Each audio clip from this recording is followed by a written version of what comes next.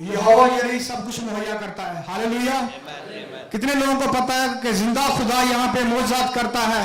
Hallelujah. तो उसको आगे बुला ले। ये कामरान भाई हैं, ये इस बात की गवाही देने के लिए आए हैं। कह रहे हैं कि इनके भाई के औलाद नहीं थी, जो कि पाकिस्तान में है, उनके औलाद नहीं थी, तो ये पिछले 2-3 जुमे से इबादत में आ रहे हैं, खुदा की इबादत में आ रही हैं। तो कह रहे मैंने यहाँ पे आके दुआ की, खुदा के खादमों ने दुआ की।